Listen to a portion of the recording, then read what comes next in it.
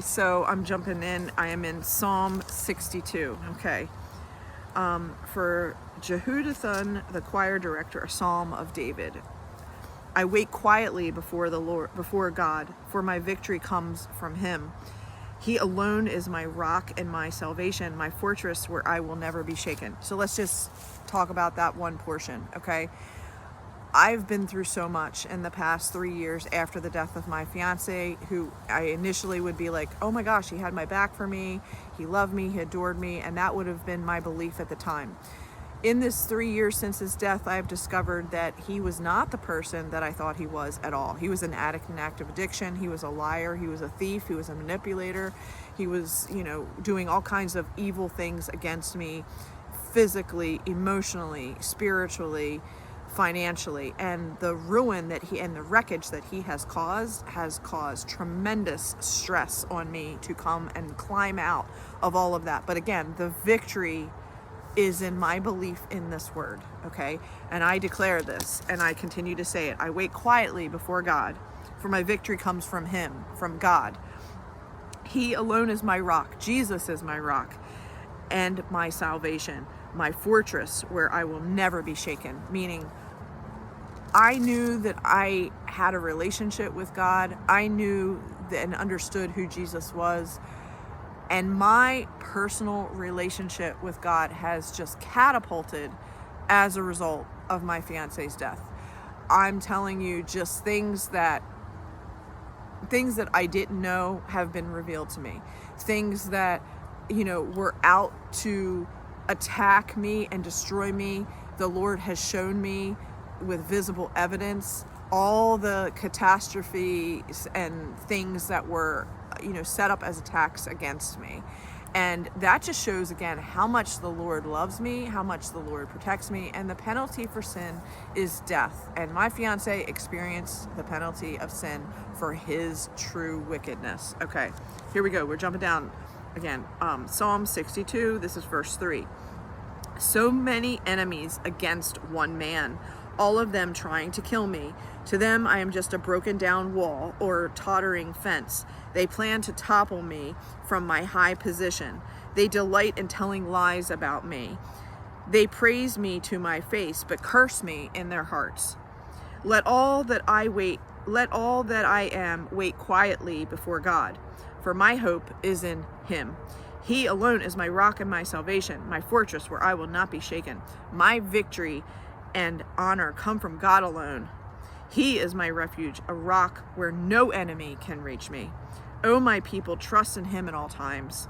Pour out your heart to him, for God is our refuge.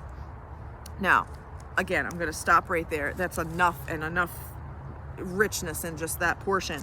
Okay, I did not realize while I was engaged to my fiance how much wickedness he was planning against me. I had no idea. I thought that he was my man. I thought that he had my back. I thought that he wanted a life with me. But that was all a fake poser face, okay? And he had so many enemies against him, meaning other spiritual warfare was against him for all the wickedness that he was participating in. And in addition to that, he was trying with all of these different ways to knock me down. I didn't even realize it, but he was doing everything behind the scenes without me even having any knowledge or wisdom that he was doing these things. He was personally attacking my name. He was putting death threats out on my life. He was stealing from me. He was, bad mouthing my name in several circles. He was creating chaos and drama around me and my name. He was stealing out of my bank accounts. He was stealing the cash that I had saved for years. He broke into my computer system and messed up my files and deleted my files. And meanwhile, I'm kind of going over and over like, I know I put this file here. I just created this yesterday. Where's this file? And he was literally deleting these things off of my system remotely that I didn't even know that was going on, okay? What I'm getting at is the destruction that was meant to completely annihilate me, okay? He died. He received the penalty of death for his wickedness, okay? And in all this time of me repairing, recuperating, the Lord leading me to different resources to get a hold of all these things so that I could see all of these, security breaches, data breaches, financial breaches, physical things that he had stolen. What I'm saying is all of these things are a result of a steady process of the Lord and the Lord's victory over protecting me, okay?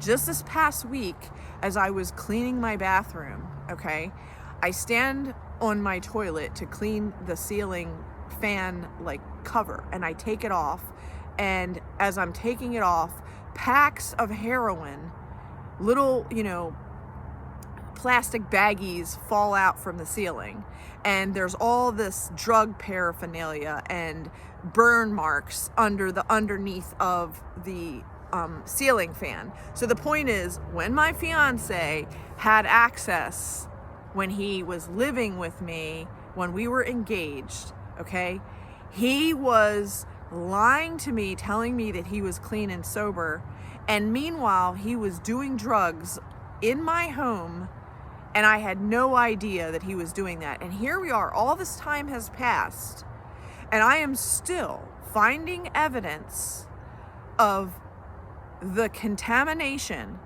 that he was doing to me, my life, and my sanctuary, okay? But the point is, the Lord God, the true God of Israel, who came down as a man, okay, as Jesus, he walked this planet as a perfect life. He was crucified. He died on the cross for all sin. He was buried. He rose from the dead. He is seated at the right hand of the Father, and he is coming again. Now, please hear what I'm saying. The Lord has led me to all of these discoveries. I did not decide that, or have any hunch that, drugs would be up in a ceiling fan. So what I'm saying to you is, the timing is, trust, believing that God's timing is the perfect timing. And God's going to reveal to you what you need to see, what you need to hear in God's timing, not your timing. So, whether you are a victim of alcoholic drug addiction abuse from someone in your life, or the abuse and manipulation from a narcissist, or you have someone in your life that's just doesn't have it together right now and they're really messing up your life financially, I'm just here as an encouragement to you that you will get past these trying times when you lean on the Lord and when you put your faith, your trust in the rock and the salvation of Jesus. And when you do that, the Lord will lead you on a path through the mess, out of the mess, and he will bring you to safe landing.